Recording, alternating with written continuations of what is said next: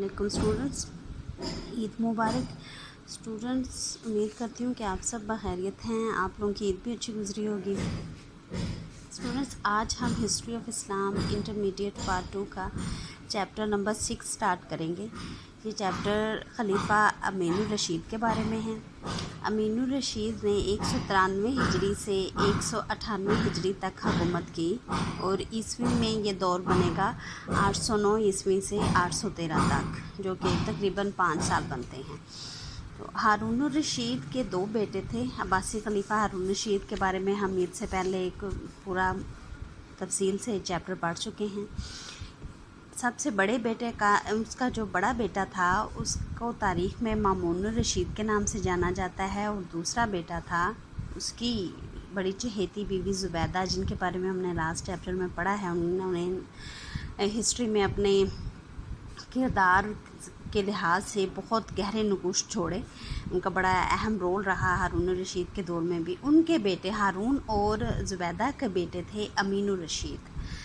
अमीन के बारे में, अमीन को ये भी एक इम्तियाज़ी मुकाम हासिल था अब्बासी खुलफा में कि ये नजीबुल तरफ़ैन सैयद, यानी कि जिनके माँ और बाप दोनों हाशमी थे अमीनुर रशीद के, और इस वजह से अमीन को इस बिना पे बहुत ज़्यादा उसमें कहते हैं हिस्टोरियंस के नस्ली तफ़ाखुर भी मौजूद था।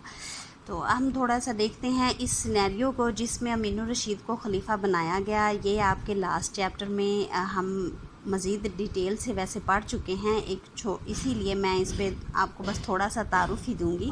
हारून रशीद खुद ये चाहता था कि अपनी जहानत और काबिलियत की बिना पर मामून को खलीफा बनाया जाए, लेकिन क्योंकि मलका ज़ुबैदा उसकी बड़ी चहेती भी थी और मलका ज़ुबैदा का बड़ा असर व रसूख भी था उस पर, तो उसके खौफ की वजह से उसने अमीनुर रशीद को अपना खलीफा बनाया, लेकिन उसने सल्तनत को 3 हिस्सों में तकसीम कर दिया। उसका एक तीसरा बेटा भी था मोहतमन, और ख़लीफ़ा पहले अमीनुर रशीद को बनाया और उसके बाद अमीनुर रशीद के बाद मामून रशीद को खलीफा बनाने की उसने वसीयत कर दी। और अपनी इस वसीयत को मज़ीद मौसर बनाने के लिए उसने ये किया कि इस मुआहिदा को दोनों भाइयों पर से उस मुआहिदा पर साइन करवाने के बाद उसको खाना काबा पर लटका दिया।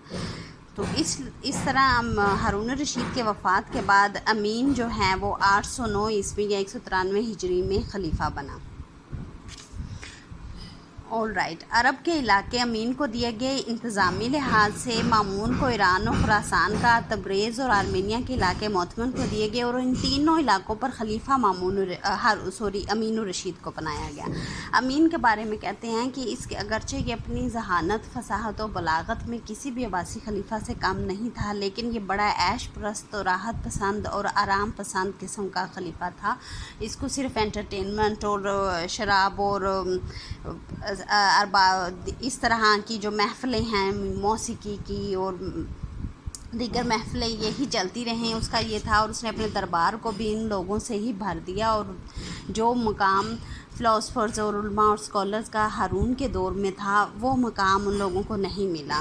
बहरहाल ये कुछ वजूहात थीं अमीन की अपनी सहल पसंदी, उसका नस्ली तफ़ाखुर और कुछ और दीगर वजूहात की बिना पर दोनों भाइयों के दरमियान में कशमकश शुरू हो गई, और ये कशमकश इस मुकाम तक जा पहुंची कि इन दी एंड अमीनुर रशीद का कत्ल किया गया।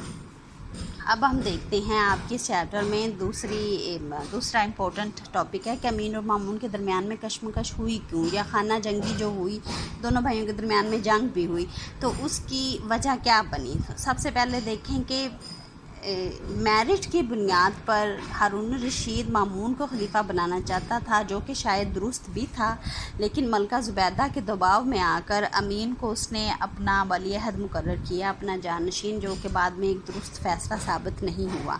फिर उसने जो सल्तनत को 3 हिस्सों में तकसीम कर दिया, लेकिन तीनों के ऊपर खलीफा अमीन को बना दिया। तीनों भाई बाद में एक दूसरे से पावर लेने, इख्तियार लेने की कशमकश में पड़ गए। ये भी कोई इतना दूर अंदेश फ़ैसला साबित नहीं हो सका। तो एक रीज़न ये भी बनी इनके दरमियान में खाना जंगी की, और ये इसी से रिलेट करें कि ये इख्तियारात कुछ इस तरह के थे कि नाकाबिले अमल थे।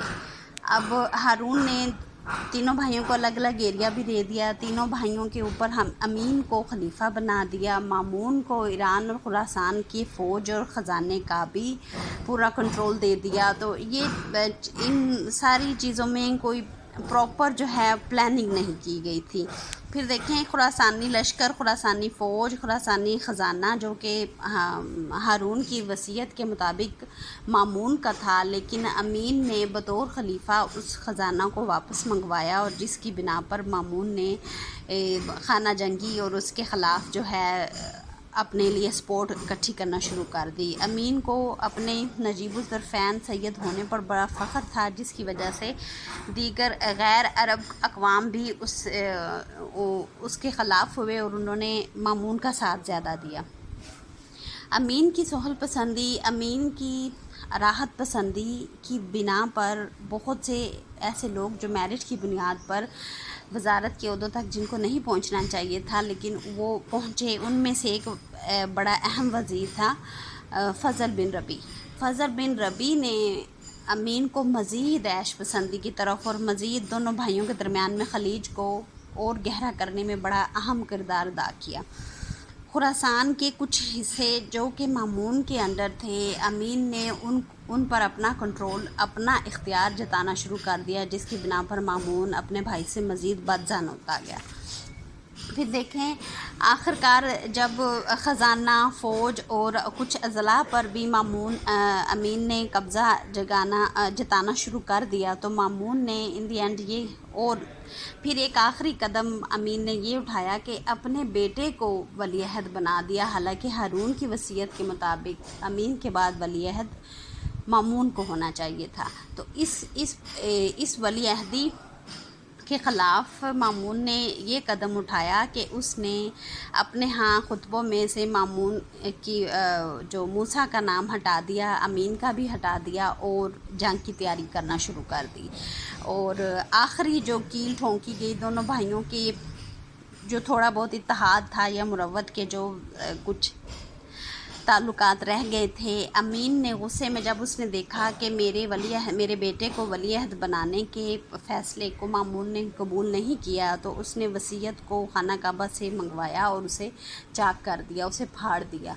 मामून तक जब ये इतला पहुंची तो फिर मुकम्मल जो है खाना जंगी की तैयारी दोनों तरफ से शुरू की जाने लगी। स्टूडेंट, ये आपका आज का लेक्चर था। इंशाल्लाह कल हम देखते हैं मामून और अमीन के दरमियान जंग के वाक़यात और उसके असबाब पे रोशनी डालेंगे, कामयाबी के असबाब पे। तब तक के लिए अल्लाह हाफ़िज़।